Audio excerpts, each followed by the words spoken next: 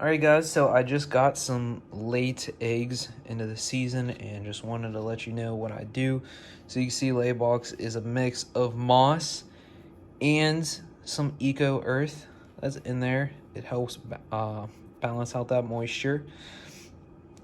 I like using clear lay boxes just because you can just look in the side and see if there's any eggs there, but I found these 2 eggs. So all I do is just mark which direction is up with that little line. It's okay in this stage to tilt them. It's not gonna harm them. Once the egg is further along, then the embryo will be attached to the top side. So I candle them, and here's a crappy picture right here. You can see the embryo, the little red line of it. If I flip the eggs back over like this, then that embryo would end up over the next couple days going to this side of the egg. So in that first few days, it's okay if they get tilted one way or the other.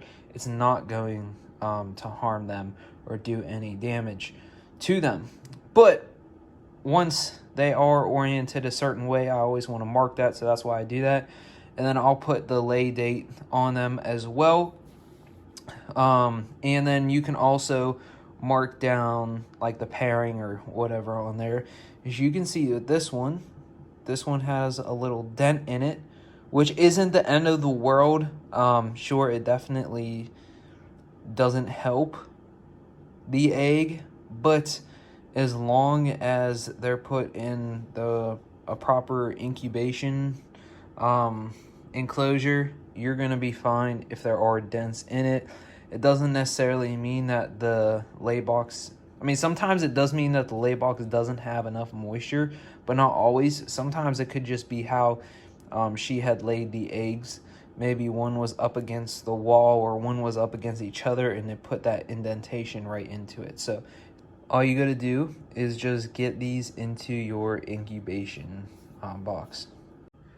All right, here is the lay box that I have. Now this is just for this pair. And I also realized I just labeled them 9-5.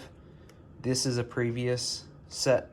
The new set is laid today when I'm filming this, which is November 5th, 11-5.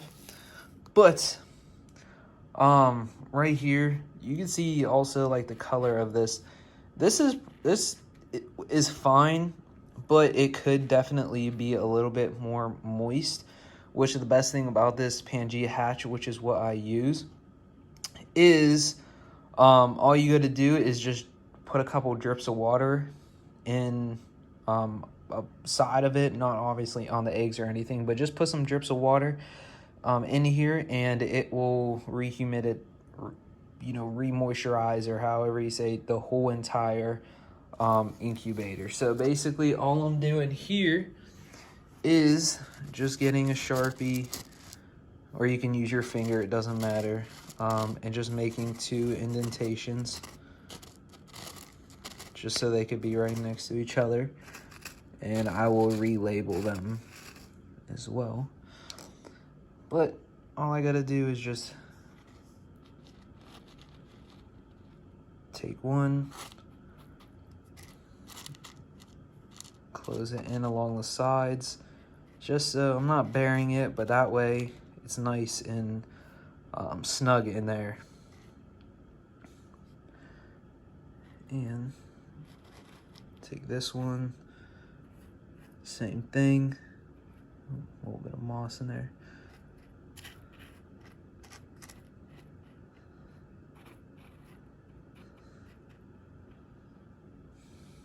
And just like that. I'm not fully burying them. They're only about 1/4 to, I keep finding this moss that was stuck to them. They're only about 1/4 to probably 1/3 deep into this substrate, this Pangea hatch. And all you gotta do is just put them in there. These 2, they were laid at 9-5. You can see this one on the right actually is doing much better than this one. This one might not end up going full term just because of how small it's developing, but I always keep them in there, and you know, if they make it, they make it. But this one is developing nice. This female, she lays a bit smaller eggs than I would say most, but this one is doing good. So this should probably hatch in December. And these two will probably hatch around January or February, just depending on how well I'm able to keep the temperature in my incubation room. I don't have an actual incubator. I just have a closet that I'm able to maintain the temperature in through a space heater, and that's how I do it right now. But put the lid on, and then I just label the paper right above them. That was the first clutch from Magma too. So that's the full back male that already hatched out. That was that one right there. And now I'll put another one right here. Now, normally if I have a much bigger container, there's going to be, you know, this is going to be really useful. But honestly, because it is the same pair, I could definitely just get away with just putting the lay dates right there and on the eggs. And honestly, you can see, like, this is kind of ghetto, but you know, that's the best thing about the, you know, gargoyle geckos is they're simple. This is just a Tupperware container that had a gecko shipped to me actually. And all I did was put tape over the ventilation holes and it works fine. But all I'm going to do is just Sharpie the lay date, the pair, and then tape this down right here so that way it corresponds with the eggs that are directly underneath it. Just because over time, the Sharpie that's written on the eggs, let me get this off, it can fade. So if it ever does fade to the point where I can't read it, that's why I label the lid as well. So that way I still know everything about them. But yeah, I'm gonna label it, put some tape over it, and then let it go for the next 3 to 4 months. And also, here's an example of some Pangea hash that is completely dried out. You can see the color of it is super tan here. So this has pretty much no moisture in it. As you get it wet, I'll show you real quick. You can see the different colors in it. I wouldn't want it to be extremely wet. That's just well, I mean, I'm sure you can get away with it, but me personally, in my experience, I just don't do it that way. I just keep it humid, but not like soaking wet like that. But there's directions on the Pangea hash and everything on how to use it. But once you soak up, you let this soak, and then you let it sit out for a few days to get rid of the extra water that's collected in it, and then you're good to go. But this is what's nice about it, is you can see when your substrate needs more moisture versus when it's still good, where you get this dark brown color versus this light tan color. And the last thing that you need to do, which I have a bunch for a bunch of my geckos, is you need to record this information. The reason being is because, and I put 2 fertiles because sometimes they'll lay 1 fertile, so I put 2 of them down there. But you need to record this information because that's important if you want to be as successful as possible with this. You want to know what their cycles are, and you want to know every female is different. That way I know, right? She wasn't paired. You see it. 7, 6. She had 1 fertile, 1 dud. 2 days later, she was in with Magma. I understand this just because I wrote it. 7:15, a week later, she was separated.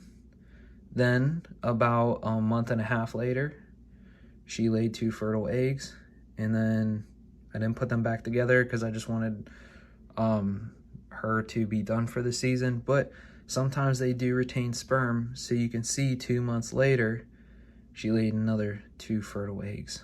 So check out the pattern. 7-6 laid, 9-5 laid, 11-5 laid. As you can see, this is a 2-month pattern that she has going on right now. So another, little important tip. Check that out. 5-18, 2 laid. 3-25, 1 dud, 1 fertile laid. I think those were both duds. But as you can see, this is why you want to, and look at that, 122, 2 duds. So 122 to 3-4, or 122 to 325, 2 months, 2 months, 2 months. Where is it? 2 months, 2 months. This is why you want to measure or track your females and how you're pairing them. Because now, let's just say, I would assume that she's going to be done because the temperatures are cooling down. It's going to slow her down. Plus, she hasn't been in with a male since 7/15. There's still a chance she could lay another one, but a total of on the year 1, 2, 3, 4, 5, 6. Not all were fertile, but 6 clutches pretty much. Yeah, I'd say that she's pretty much done. But this is why it's important to measure this, because if I was going to pair her again, guess when I think the next clutch is going to come? Probably January, around the 5th of January. So, first-hand example of why you do want to track all of this information. I just use a whiteboard, and then I transfer that over. I take a picture of it, and I transfer it over onto my computer. So that way, I have records of how they were in the past. So I know she laid an egg in November. Well, I'm not going to pair her up in January. I'm going to give her a little bit more time in the next year to fully recover from the season. So that way I have the most productive females and also the healthiest females. So just a little tip and trick, and to show you guys firsthand how important it can be to make sure you track your females. Hey guys, thanks for watching. I appreciate it.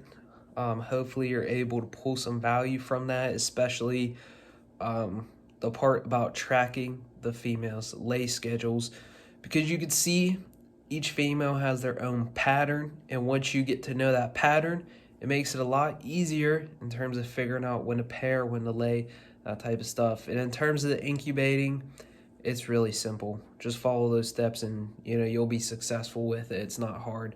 That's probably one of the best things about the Gargs.